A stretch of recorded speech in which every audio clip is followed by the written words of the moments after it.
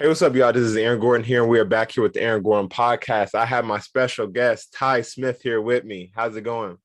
I'm good. How are you guys? So obviously the legend is here, the Baltimore legend. So, talk a little bit about, what it was like, just growing up in Baltimore, just from when you were a baby, just growing up through middle and high school, elementary, middle and high. Well, growing up in Baltimore was pretty fun. I would say, especially, being in my younger days when I was a child, going through elementary, middle, and stuff like that. I wasn't playing basketball really in middle school. I didn't start playing until my seventh grade year. But once I did start playing, I did realize that I got to separate myself from different things that's going on in the city and different people and stuff like that, and start taking my career serious if I wanted to be successful in it. Baltimore is pretty tough to grow up in. Like you gotta be mentally tough. Gotta know what you should do and what you shouldn't do. Always stay 10 toes. And like the main thing I would really say that you really just gotta be mentally tough, because there's a lot that goes on and it could break your mental and set you on a different path that you don't want to be on and away from the path that you want to be on. So it's just different stuff like that. So, obviously you got a little bit later of a start. Obviously it's not crazy late, but seventh grade when you started taking it serious, what was that process like? How'd you get from there to being a college recruit in, 2, 3, 4 years? Man, it was actually crazy because, well, I did start playing in the sixth grade, but it was like with boys and girls. Like it wasn't no, official like all girls league or like, team or something like that. I was playing a rec ball at a church league. So it's not like I was completely out of it. Like I didn't have the potential or anything like that. So, I mean, with me doing that, being around other girls, I started, recognizing my worth and stuff like that, like knowing what I can do and saying that I can really be successful at what I want to do. And I tore my ACL in the 8th grade, the summer going into high school. So I was transitioning from middle school to high school. I want to say my 7th, 8th grade year, I was starting to blow up. My name was getting out there and stuff like that. Then I tears my ACL, actually blew my whole left knee out, ACL, MCL, LCL, everything. I missed my 9th grade year of high school. So that was pretty tough dealing with that because like who's not excited to play high school basketball coming in as a freshman? And it was really tough. Like it was really, really tough. That was a tough process, like a real tough process. Like even coming back after, because high school is where you start getting recruited and stuff like that. Like, coaches start to recognize you and everybody start to talk, writers and stuff like that. And I wasn't getting that recognition because I wasn't playing. Like I missed the whole freshman year. I came back my sophomore year and it was still mental. Like I didn't want to really like get to the basket as much because of the way I tore my ACL. Somebody came underneath of me and it shifted like that. So like I was a little timid in driving to the basket. And then the times where like I'll get rid of my timidness and then, just go all out and just do what I got to do because I know where I want to get. It was pretty tough doing that too, because then my brace went into like my right leg. You get what I'm saying? And then that kind of messed me up mentally again, because it's just like, I can't win from losing. Like I keep getting injured.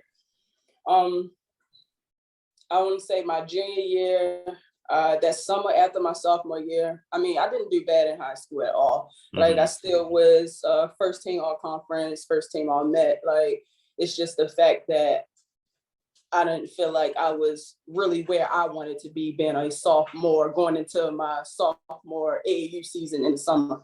So I pretty much worked hard, like was putting in extra work because I felt like I was behind. My junior year, I came back much better, stronger, wiser, everything like that. Started learning the game more. Then that junior summer of AAU, which I was telling you, that little story, part of that little story, what happened when I went down Boo Williams. And, things happened down there. And I wound up leaving Boo Williams and I went to Fairfax Stars. And just so happened that, she was a good coach. I couldn't even play in the EYBL because I was banned from leaving Boo Williams. I couldn't play in the EYBL anymore. So that kind of messed up my recruitment at that. That's a great year. Like you have to. Yeah, that's a big year. Yeah, you gotta like you gotta do something with that year, your junior year, something like that was a really, really big year. I feel like I had trouble with because of the way everything went, like far as AAU with the teams and stuff like that. But I think I made out good. the one place that was, you know, still with me through all the drama and all the trouble was Seton Hall, Coach. Mm-hmm. So, I mean, that's where I committed at. And, you know, I loved it there my freshman year. It wasn't bad at all. You know, things went for a turn my sophomore year once I actually did get to play. Mm-hmm. But I wouldn't take it back for nothing. Like, if I had to all do it again, I wouldn't. It's nothing I would really change because I learned a lot. Like, nothing I felt like was really a loss. Everything was just a lesson. You just remove that L and earn. You get what I'm saying? So it's it's just stuff like that. Like, I wouldn't take it back for nothing. It definitely got me closer to God and stuff like that. So, I mean, it was a great experience to me. So, you know, how did you fall in love with basketball? Because, you know, we'll talk a little bit more about your high school days. Like, what was it like playing at St. Francis, you know, being number one in the state, getting all those accolades, averaging 20 as a senior? You know, what was that process like, you know, just going through that? Man, it was a great process. Like, it was really fun. It was something fun to do. Now that I would go back to and want to, you know, experience it all over again because it was lit. Like, it was really lit. Now I wish that social media was out there more during those times because, you know, we missed that little end of social media being in high school. It actually like just started popping off for sports when we got to college. So that's the only thing that I wish that was changed. But I fell in love with basketball when I tore my ACL because I realized with those 9 months in that whole process that I really couldn't be in the gym. And like, I was a gym hawk, like a gym freak, like a gymnatic. Like, I was always in the gym. I'm talking about morning, afternoon, night. Like, I'm leaving the house from 6 a.m. between school and not coming back in the house till 11 p.m. Mm-hmm. And when that happened, it was just like, dang, like, I can't do nothing. Like, you know, only thing I'm doing is laying on my back, doing form shots and stuff like that. And that's when I knew I really, really loved basketball because I was actually trying to put in work while I was injured. Instead of just sitting around, you know, moping, being down on myself and stuff like that. So that's what really like actually made me fall in love with the game. And then once I realized, you know, my worth and my talents and stuff like that, it just made me fall more in love with it. Like, I don't think I could ever stop. That's why, like, you know, even with everything that went on during college, I still push forward to get to where I need to be because it's something that I really love. Like, I'm passionate about it. Like, I wouldn't want to do anything else. Like, why do something that you don't want to do? Yeah, I mean, I definitely agree with that. But volleyball didn't steal your heart in high school? Volleyball was cool, but it was just like, you know, the workout. I honestly was doing volleyball just to prepare me for basketball season. Like the volleyball workouts, you know, footwork and stuff like that, blocking. Like, you know, just the workouts was really, really How was volleyball? How much did that help you in basketball? Because very rarely do you see a lot of volleyball athletes going into basketball. I know a few, but not at the level that you play at, not from going to there to playing in the Big East. You know, what was that process like for you? I mean, the workouts definitely got me ready because I feel like I was doing volleyball. We had volleyball workouts before my basketball workouts. So it was just like a pre-warm up to doing things. Like we on a ladder, doing footwork, stuff like that, medicine balls, holding them up. Like, you know, just reaction drills, like just little stuff like that. That helped me a lot with basketball. Definitely as far as like defense, lateral movement and stuff like that. Yeah, they helped me a lot. What was that like for you to go from basketball to volleyball, you know, because you didn't play volleyball in middle school, did you? No. What was that like doing? I didn't play until my junior and senior year of high school. Yeah. What was that process like for you? It was just a fun thing to do. Like, I just felt like, okay, it would just help me with basketball. So I'm gonna just play volleyball and just turned out I wasn't bad at it. So it was just really fun, a fun experience. That's how I just looked at it. How would you compare the two athletes, a volleyball versus a basketball athlete? You know, what's the differences? What's similar just with just how, you know, number one, how the workouts are and how the athletes are? Well, volleyball, as far as like conditioning and things like that, it was like the same because, you know, we running stairs, doing the ladder, stuff like that, reaction drills. That's the same thing we're going to do. Like, you know, basically in a basketball preseason workouts for conditioning. Stuff like that. So that was kind of the same. I would say my passion for both would be the same because like volleyball wasn't bad. Like I felt like I was good at that too. So I was passionate about it in games. Like any sport that I'm gonna play, I'm gonna be passionate about it because I wouldn't be playing it if I'm not. So how was your recruiting process like? I know you talked about it a little bit just with how Seton Hall State, but what was that entire thing like? And obviously, what exactly made you choose Seton Hall in general? My recruiting process was great And then it was shaky once I left, once I left Williams. It got shaky from there.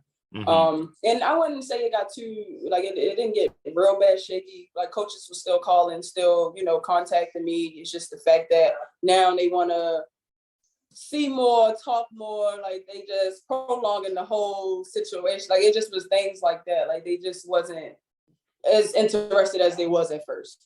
And that's why I committed to Seton Hall, because they was with me the whole time, like throughout whatever. Like, if I'm injured, you're still calling me, contacting me, seeing I'm okay, things like that. Yeah. If something go wrong here and I move to here, you still coming to my games. You get what I'm saying? Somebody else playing, like that's what really made me commit to Seton Hall. Like I said, I went with Fairfax Stars, which is an EYBL team, but I wasn't able to play in the EYBL with her. I was only able to do regular tournaments, not EYBL tournaments. And that kind of messed up my recruitment a lot too, because that's the circuit. Like, I just went from playing in the circuit to not playing in the circuit for no reason, or whatever the reason was. And when that happened, just so happened, Fairfax Stars didn't make it to Nike Nationals. Yeah. But, Nike Nationals has the Blue Star Nationals right across the street from Nike Nationals. And we went to the Blue Star Nationals, and we wound up playing Texas United. And Seton Hall didn't miss not one game when we played out there. And we wound up winning the championship and everything. They didn't miss one game. Yeah. Like, and I felt like that right there meant a lot to me, because I felt like they cared, and that's what pulled me into them. Went on my visit and talked to them. I actually already been on a visit, but it wasn't an official visit. I went on my official visit, and I really liked it. Like, it made me feel like I was at home. I felt like that's where I needed to be. It wasn't too far from home or anything. Like, the campus wasn't big. I was looking for a school. Like, everything just was perfect. Just the right amount of people. Classes wise, everything was cool. Like, it was just a great fit. I felt like it was a great fit for me. So that's why I committed to Seton Hall. Coaches was good at the time. So what was your college career experience like? Because obviously you didn't just go to Seton Hall. You went to Seton Hall, you went to a JUCO, you went to Angelina, you went to New Mexico State. What was what was each and every experience like? I mean, obviously you don't have to go into detail, but just like overall, what was every single school just like, and how did they differentiate, and just your experience there? It was very different. I mean, that's good, because you've seen it literally all. You've been at different levels. Yes. You've been high major, you've been mid major, yes. You've been JUCO, you've been Division II. Like, it's like in AI, you've been literally everywhere. Yeah. So it's like I gained information from everywhere too, dealing with different type of level coaches. Like, it's different things. Like, I will say that I learned a lot too from it, because it's stuff that I might have not even learned, here, but I learned it here, because because they just do things differently there. So I feel like that was pretty good for me. I'm not even gonna lie. Like, people might look at it as like, dang, she went to all these different schools and she did that and she did this, but it was all about my perception and stuff like that. And my, like, it just was different. It was different. Like, yeah, I mean, and obviously I'll let you spill some wisdom, but like, I think a lot of people have to understand that, like, not very many people have done what you've done. Literally, you've literally played every single level of college basketball. Like, what was the differences that you saw at a JUCO that you saw different than the NAIA? Because I think one thing that I think a lot of kids right now that, especially just in my family's program, we work kid train kids. We have different programs, club, AAU, whatever the case may be. What are the differences between NAIA and JUCO that maybe a lot of people, probably wouldn't expect? Well, I'm going to start here. I'm going to do the difference between D1 and JUCO, and then I'm going to go from JUCO to NAIA. Okay.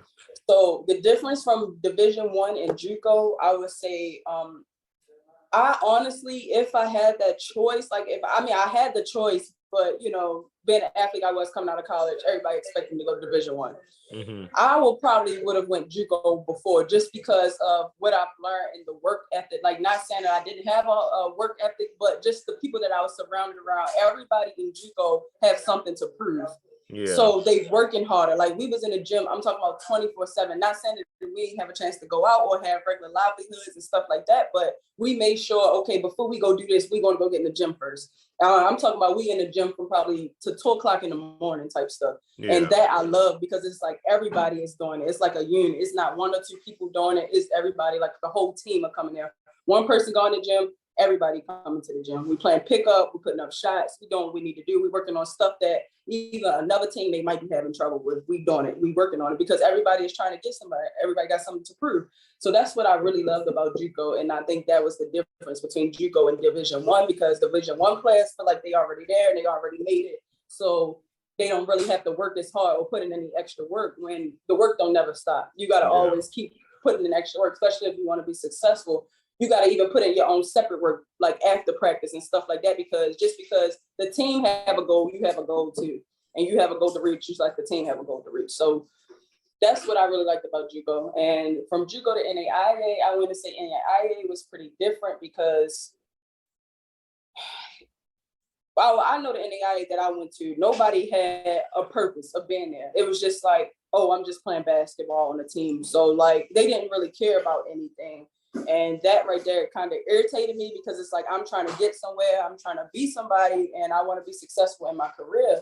So having people surrounded around me that just want to, like, you know, just live their livelihood and not really care about, you know, why they're really there.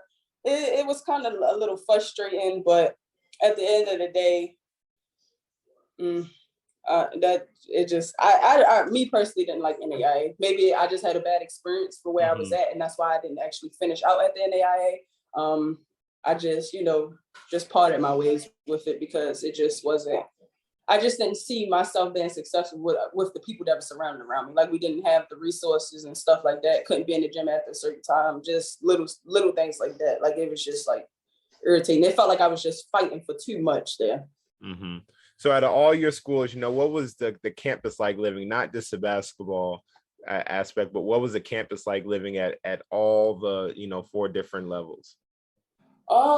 Now, probably because where I started from until where I ended at, NAIA living was the best living. Yeah, like that's so crazy. Like NAIA living was the best living. Like we had apartments on campus, so but they was like apartments that you just like normal people lived in them too. They just located near the campus. Yeah. And they was nice apartments. Like I really the kitchen, everything, you know, we didn't really have that at Seton Hall. Yeah. We didn't start getting those until, you know, later on down the line. They started fixing things, you know, things like that. JUCO, we were strictly dorms. Like everything for JUCO was just strictly out the mud. Like it literally was. We was just doing what we needed to do. Like that's all that was. I mean, I'm talking about as far as dorm bunk buddies, like we stand on bunk beds type of stuff. So the living situation was different, but I would say with NAIA, it all depends on where you're at too with the living situation because I don't know if you know, but I went from one NAIA for one semester to another NAIA, like from Ohio to Mississippi, and Mississippi wasn't it at all. We was on bunk beds, and that just wasn't it. So it was just bad, you know, community bathrooms. So that situation wasn't too good, but like I said, as far as basketball, the work ethic was pretty cool. So obviously you're all finished with your college career, just like me. I know we done been in college basketball for way too long.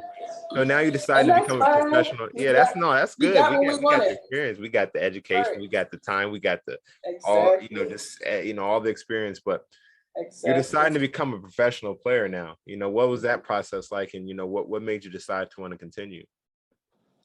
Well, I'm not gonna lie, like from my whole college experience, I didn't see it coming just because like just not having the opportunity, like how I was supposed to in college. Not having the opportunity, I didn't see it coming. I played in the this little pro-am league, which is called the Bethel League. Yeah.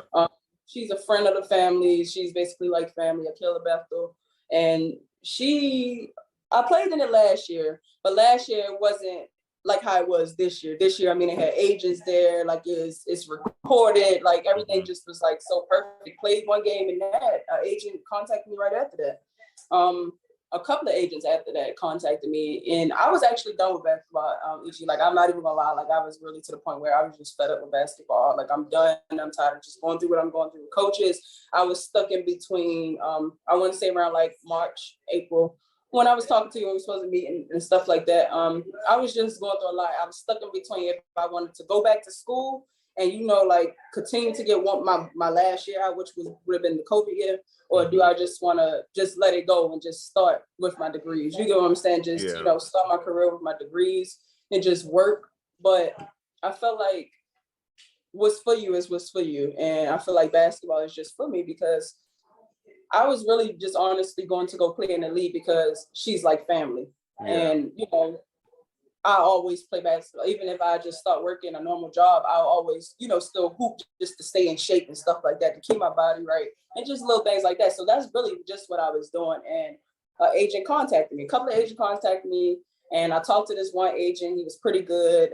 Everything that I wanted to hear, it was great. I mean, and we just went from there. I wound up signing with him later on down the line. And like, that brought back every type of feeling that I had for basketball back, because at first I wasn't as passionate about it like I am now. Like, now I feel like I got somebody who has my back and I can really go for what I want to go for.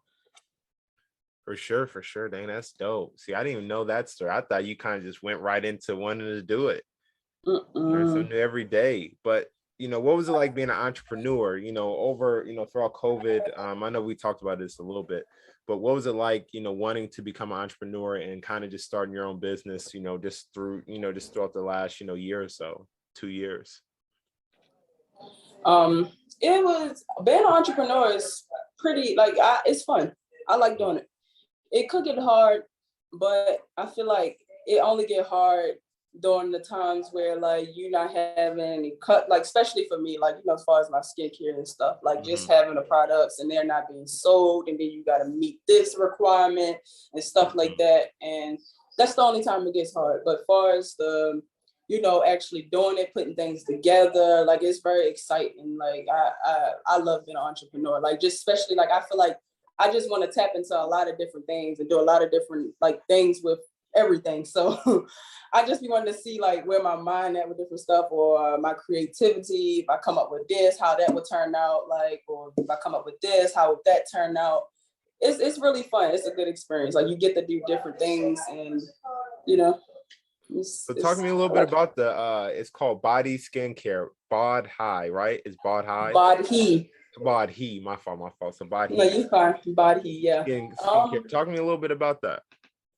It's a great skincare product, and I'm not just saying that because it's my skincare product. Like, it's organic skincare, and the reason why I started this skincare product was, and I'm not gonna lie, my mom is the one that really started it, because my little brother had eczema, like, really, really bad, like, to the point, like, it was like on his legs and arms, like, visible, like, you can just see it, like. And she started, like, you know, making organic, like, you know, products and stuff like that, like, putting little stuff together, try this, try that. And, you know, it started cleaning up the eczema, all that type of stuff, because they're natural organic products. And my aunt had a rash. We gave them out to everyone, like, all of my elderly, like, family members, aunts, uncles, and stuff like that, so they can try it out. My aunt had a rash on her arm, and she was contacting me, like, just going crazy, like, oh my God, the rash cleared up in like 2 days and stuff like that. And this was in like 2017. This was when I was at Seton Hall. So when 2020 came around, like, you know, throughout the years, I'm just like prolonging it, just using it, just testing it out, seeing if it really works and stuff like that. So when 2020 came, I'm just like, it's good. Like, it's a go. Like, I need to go ahead and put that out there, like, just to start somewhere and see where it goes from there. And once I put it out there, it's been going crazy. Like, I got people that, like, I got faithful customers. Like, right now I'm in between a relaunch, and that's what I'm relaunching to, is Body. I just moved from Bossy T Scrubs because I felt like Bossy T Scrubs was just focused on one thing, which was scrubs. And that's not what I want to just focus on. I want to focus on, like, scrubs, body butters, soaps, beard oil for men, facial scrubs, facial serum, even like the yoni steam, stuff like that. Like, I want to do like a whole everything just for the woman and the men's human body. And that it been, like, really doing good. Like, it been really doing good, like, really, really good.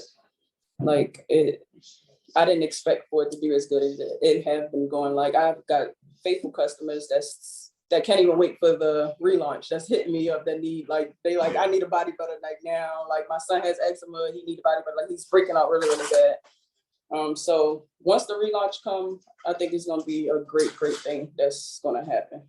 I also want to work towards having them nationally sold at least by 2024 or something like that.